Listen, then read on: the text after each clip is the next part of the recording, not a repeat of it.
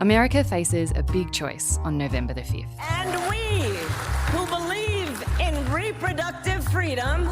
He says, "You're not going to be a dictator, are you?" I said, no, other than day one. Perhaps the most important election in recent history is too close to call. But whatever happens on election day, and in the weeks that follow, the America that we thought we knew is gone, and it isn't coming back. It's the enemy from within, all the scum that we have to deal with. Join me, Dr. Emma Shortis, on After America as we discuss the final weeks of the campaign and how this election will change our world forever. After America is brought to you by the Australia Institute. Subscribe now, wherever you get your podcasts.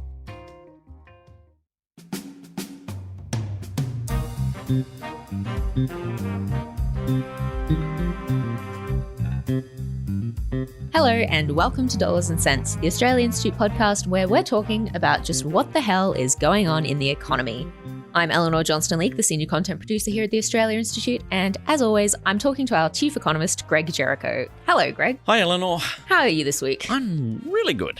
That's good to hear. I know, surprisingly upbeat. Yeah. Let's see if we can ruin that feeling over the next half hour. I think we can. So there's been a lot going on in the news this week. A couple of lousy-looking policy proposals and announcements. Labour conditions at one of the big supermarkets are in the toilet.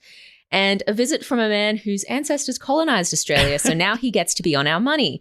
And we will get to all of that later. But first of all, one of your favourite personal things happened. New unemployment data came out last week. More Australians have full-time jobs tonight than ever before. 64,000 jobs were created last month. Full-time jobs up 51,000, part-time jobs up more than 12,000. Which could have big implications for the interest rate. An interest rate rise could be possible as the unemployment figure continues to defy expectations. Really at the moment, it's all about interest rates, interest rates, interest rates. And you wrote in your column in The Guardian that you think people should be happy about this one. So why are people sad and why shouldn't they be, Greg? Well, yeah, it was really surprising last week. The unemployment figures came out as 4.1%, which is historically low, as I point out in my column, prior to sort of just after the pandemic. We'd pretty much gone 50 years with unemployment being higher than that. Yeah. You know, there'd been 3 months in 2007 and 8 where it had been just below it, and all the rest was above 4.2. Yeah. But the good news is we've had about nearly 3 years straight of unemployment being below 4.2%. So I'm here thinking 4.1, that's pretty good. That's pretty good. Especially when everyone was thinking it was going to go up because, you know, the impacts of the interest rate rises and various things, and also had been trending that way. So I was like, wow, 4.1, that's great. And I sort of took to social media going, oh, this is brilliant. And then I'm seeing all the journalists and economists and going, oh, well, this is terrible. No more rate cut for this year, and it'll probably won't be a rate cut till March or April. I'm like, what are you guys talking about? Yeah. It's this sense that we always need to frame everything that happens in the economy with relation to interest rates, which is just a screwed up way to think about things because, one, you know, we're talking a third or so of people who've got a mortgage. There's plenty of people who don't pay a mortgage. And yet we worry so much about these people who've got a mortgage to pay rather than thinking, isn't it good that people have a job? And actually more people will have a job. And so I sort of thought, oh, well, you know, the thing about unemployment is, you know, it's never the be-all and end-all. And I certainly understand people going, oh, the unemployment, it misses a lot of things. And that's fine, but underemployment fell as well. And can you just quickly tell us what underemployment is? Underemployment is basically got a job, but you'd like more hours, so you're underemployed. Generally, part-time people who would either like to work full-time or they'd just like another shift or so an hour. Occasionally, you get a few full-time workers who are underemployed because their hours have been cut back briefly, but mostly we're talking part-time workers. So underemployment fell. Yeah, underemployment is down as well. So when you put the unemployment and underemployment together, you get this thing called underutilization. Sorry with all the ums there. But underutilization is a really good measure that looks at basically how many people are engaged are employed and employed in a way that they're happy with how many hours they're getting. And that's low as well. Sounds great. And it's lower across all ages and men and women now than it was in 2019 before the pandemic happened. I looked at one of my favorite stats is looking at the percentage of all adults who have got a job. That's at a record high, mostly because there's a hell of a lot more women working now than in the past. So that helps when you're looking at all adults. The amount of hours being worked on average by all adults is higher than it has been since, the 1990s, early 1990s. It was a bit higher than that beforehand because there was a lot more men working just full-time work and there wasn't much part-time work. But basically, I'm looking at these figures going, these are bloody good. Why are we locked into this idiotic mindset of seeing something going, is that going to cause interest rates to come down? I mean, it might be great to think that way if you're a politician and you're wondering whether or not to go to an election. But, I kind of think people having jobs is a good thing. Yeah. So Dr. Jericho and how I stopped worrying. What's that? Well, I mean, it's also this thing of there's a lot of things that you need to worry about. You need to worry about, one, have people got jobs? Are they getting well-paid jobs? Are they and are the jobs that they're getting, are they getting fair pay rises? That's all important.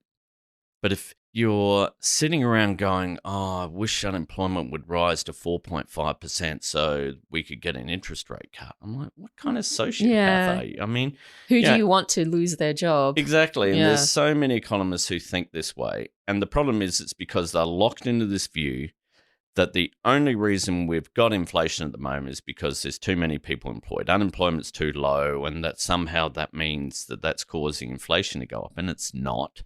Wages are not growing absurdly. In fact, every sort of indicator suggests they peaked probably a year ago. We should be aiming for unemployment around 4.1%. That should be kind of the ceiling. We should be saying, all right, this has now been in place for nearly 3 years. This is the measure by which we gauge things. If it goes above this, things are bad. Not, we got to get back to the 30-year average. Well, who cares about the 30-year average? Things have changed in the past 3 years. The pandemic brought massive changes to the economy, and we should kind of seize this opportunity. And the other great thing is that people were going, we had low unemployment there for a while coming out of the pandemic, but that was because we stopped migration. And as soon as migration comes back, unemployment's going to rise. And we've had masses of migration, and unemployment is still basically at 50-year-ish kind of lows, which suggests that actually, no, once again, the migrants are not coming to take your jobs. And there's plenty of work. And so it should be about thinking about, okay, let's make sure the people are working, that they're getting well paid, they're treated well, and we'll get to those issues in a sec. But also, if there are shortages that might be causing prices to rise, let's think about ways to correct those shortages. And, let's stop building gas and coal mines that are emitting fossil fuels into the air and killing the planet. Let them build infrastructure, let them build housing, those type of things. So the whole thing is 4.1% unemployment is good, and we should want to do better than that. And stop worrying about interest rates. Stop. Look, I've got a mortgage. I'm very lucky. I've got a mortgage, but I'm not going to Don't flex that on me. I know it's cruel. Yeah. But, I'm not going to sit here and go, that's disappointing that people got jobs because I want to get a mortgage interest rate cut. It's like, what are you even talking about? Do you hear yourself when you say those things out loud? It's like, people getting jobs is good. Let's stop reflexing to caring about interest rates. Interest rates will take care of themselves. They're still forecast to fall. Inflation has peaked. Let's all calm down and instead go, you know what? 4% unemployment is better than 5% unemployment. So let's do what we can to keep it there. And learn to love the low unemployment rate. The low unemployment rate. We can really see the campaign wheels beginning to spin today as well. We've had dueling housing events in Western Sydney. The Coalition is vowing to solve Australia's housing crisis in a major pre-election announcement. A $5 billion plan promising to build 500,000 new homes. The not sexy stuff.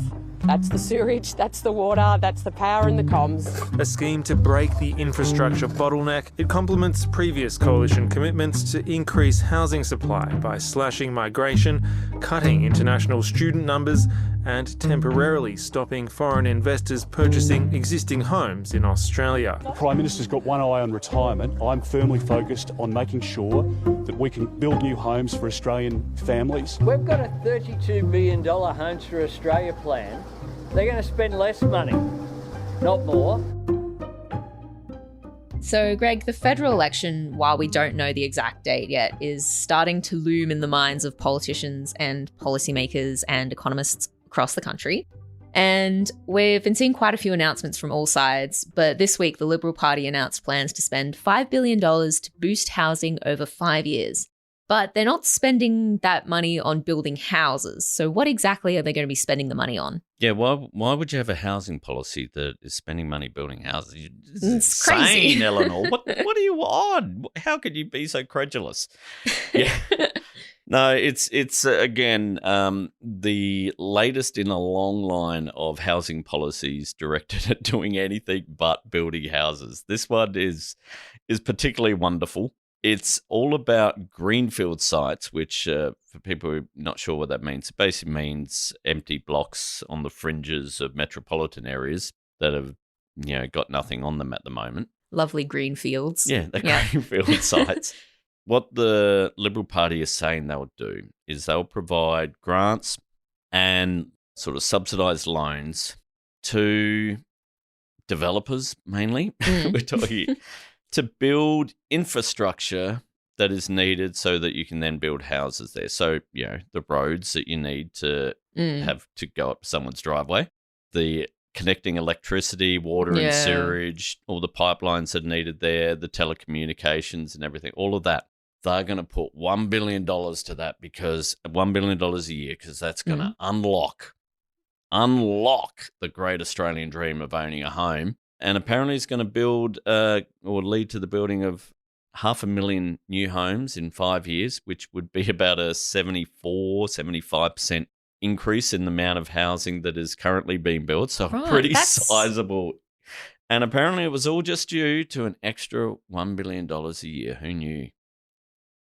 That doesn't sound right to me, but I'm not an economist. I don't know.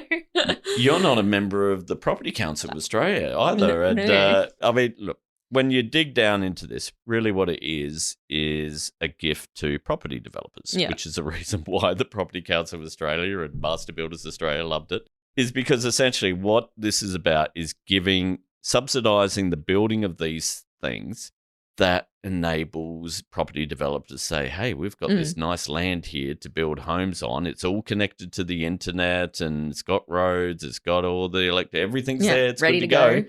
Just build your home and you're set. And instead of them having to do that themselves or at least, contribute to that cost, they're getting it basically sort of for free. And also it's really a trivial amount of money. I mean, $1 billion might sound like a lot, but again, remember what they're talking about here. They're saying, this will help build the roads, the water, storage and sewerage, the pipelines needed to get that sewerage there and the water and everything, the electricity transmission, so we'll get it all connected up, the telecommunications, so basically talking, NBN and the internet. All of those things together, it sounds like, oh, wow, that's a really $1 billion. That's a really broad policy. They've got all their areas covered. Well, in the last financial year, the amount of infrastructure work done for the public sector in those areas totaled $43.2 billion. And they're planning on spending an extra $1 billion. So and suggesting that that extra $1 billion is what's going to unlock this 500,000 houses. It's totally absurd. It's as I say, really just about gifting property developers, helping their profits. And it, again, as we've been saying, it's all about not actually building houses. Everything but building houses. Like, why not commit $1 billion a year to building new public sector housing? Because that actually would be kind of significant, because it'd almost be a doubling of the amount that is being currently spent building public sector housing. So do that where it'll actually make a difference. And also, remember what I said, greenfield sites. They're far away from metropolitan areas. Yeah. So it sounds like it's just going to be building a whole bunch of sort of, blocks of land further away from the city rather than, densifying high density housing closer to the city, which seems to me like it would be a bit more sensible. Yeah. I mean, it's just urban sprawl. People might have seen an episode of Utopia where it's all about, they're trying to get approval for this greenfield site and everything, and they have to take a helicopter out to this site where it is. And it's, and you'll note in this, there's no mention of transport. Like actually bus public lines, transport or rail, or there going to be any facilities nearby. It's all just, oh no, if we build the roads and connect it up to the internet and electricity and sewerage, go for it. It's going to solve it. It's like, journalists quickly point out, so you're not talking higher density areas, and there was a lot of with higher accessibility. Wishy-washy. Well, we might look into that but no, it's all about just extending the urban sprawl. So, great. You will be able to buy a house off of somebody who is getting subsidized to build that house in a sense. And if you don't have a car.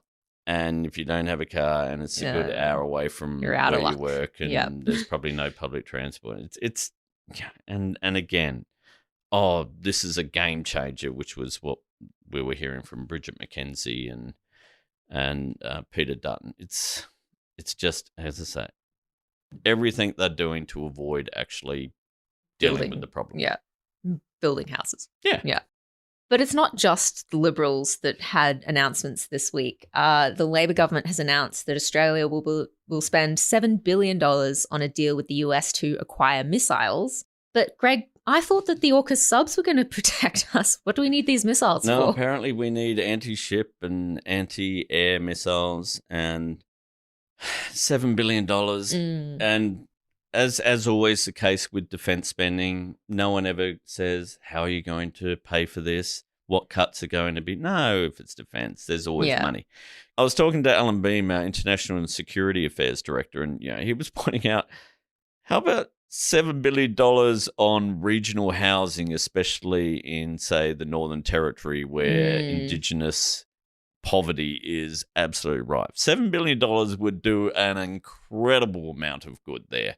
Instead, we're spending $7 billion on missiles that will never be used. And I say never, ever, ever be used. They won't even be contemplated to be used. They won't even be planned to be used, because pretty much the only thing that we would be shooting them at is something with a Chinese flag on it, and those people will shoot back. And they have more to shoot back with. It's just all this, macho pretense about, we need these things to keep us, as if $7 billion worth of missiles is going to make China or anyone else think twice about having to go at Australia or something. No, it's so absurd. It's absurdity piled on top of absurdities. Australia is, across the OECD, which are all the advanced economies in the world, Australia is amongst the biggest spender on defence. Yeah. Which that's most people not think. Yeah. Yeah. I mean, you got to think of it, though, in terms of our economy. In terms of the size of our economy, we spend well over 2% of our economy, 2% of our GDP on defence spending. Most other nations don't. The only ones who spend around the same amount of us are the Baltic states like Latvia, Lithuania, Estonia, who historically have a good reason to. Yeah, they're pretty close, much closer close to current Russia, war. and have had a history of being overtaken by Russia, and Vladimir Putin basically still considers them part of Russia. So, South Korea, which they Also, have a neighbor. Yeah. And, really, other than that, there's no one else who spends like we do. You got Israel who spends a heck of a lot, and America because the world superpower, but everyone else spends less than us. Germany, France, we spend more than the UK. Even the UK has nukes. I mean, it's so absurd. We are spending like we are about to be invaded by North Korea or Russia.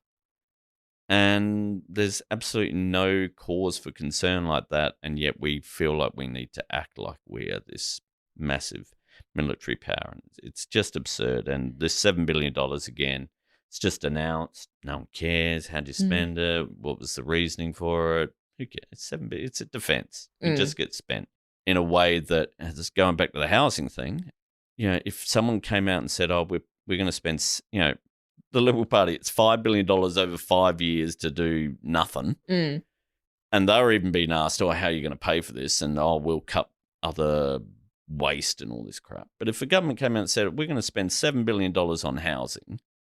Building new houses. People would go mad, like, this is economically irresponsible. How can you add to the deficit? It's defense. No. Give it a tick, and we even get a front page story saying how we're being strong on, strong on tough China. And, yeah. And also in the news, there was a story about working conditions at Woolworths, who we've dunked on for various different reasons in the past, mostly because of the price gouging thing. But new management systems that have been implemented have been described as bullying. Can you tell me a bit more about that? Yeah, this was a really important story in Guardian, and I recommend everyone sort of search out and read it. It shows that we're talking mostly here in the warehouses, but it's endemic throughout, and it's endemic through a lot of industries where you are basically monitored from the second you walk in the door, and electronically monitored to the point where you have to put on equipment that tells you where you need to be.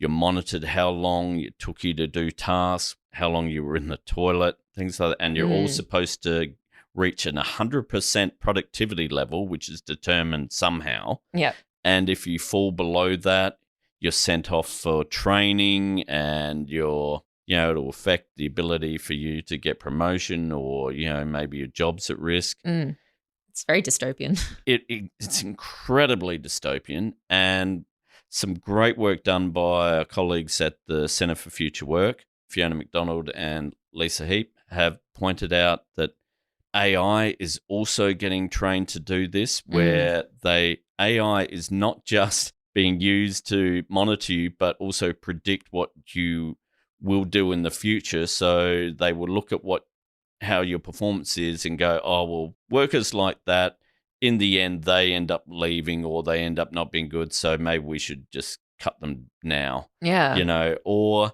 it's been used to take all the personality out of it. So, AI will be put in charge of rostering, and the management say, but this is because it's fair, it's unbiased. We're not, you can't have an HR manager who's playing favorites. Like, yeah, but you're treating everyone like robots and just assuming, you're good to work that day or that hour. And we also saw Lisa Heap put out an incredible report looking at businesses that are doing blood tests of workers to check to see whether they're more likely to have health concerns in the future, and so whether or not they should get the job. It's all been done. It's just a health checkup. And as part of this health checkup, we'll have some blood we'll take a blood thing, and everyone's saying, they're just checking to see my iron deficiencies. Or it's like, they're trying to help me. The company now owns that blood and is using it to test, and it's just all of this type of thing. I think it's one thing that's happening under the surface unless you work in these areas, and it is in massive encroachment into privacy, into worker life, basically making your life hell, because these companies now just have overwhelming oversight of what you're doing, and it's only going to get worse unless we have a government actually start saying, no, you can't monitor workers like they are robots. Yeah, it's important to talk about these things and bring them to light, because it's not going to be the workers with the most power who are absolutely right, who are affected by these. Well, that's quite a lot we've covered today, Greg. Probably all we've got time for. Thanks so much. Thank you, Elinor. Really wonderful chap. Read up on that story about the monitoring of Woolworths. It will really quite shock you just how invasive it is, and it's very important. But thank you, everyone, for listening. We will be back next week with another Dollars and Cents. And next week, we got CPI, the latest inflation figures come out. Hallelujah. This episode of Dollars and Cents was recorded on the 24th of October. Yeah, we're 24th of October, that far in the year. And some things may have changed. You can find my column celebrating the 4.1% unemployment on the Guardian Australia site. And for more research, especially on why employment is good and why employee rights is vital, come to our website, which is at australiainstitute.org.au. My Twitter handle and the handle I use are all social media, Threads, Blue Sky, all the others, is @GrogScammit. And Elinor is, and I know what it is, but I'm going to get you to say it. Elinor J_L. J_L. Yep. Wonderful.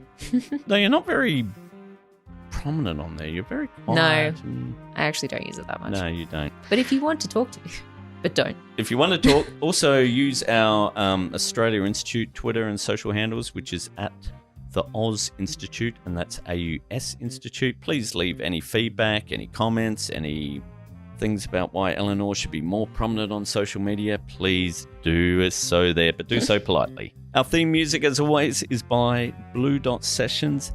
Thank you all for listening. See you all next week. See ya.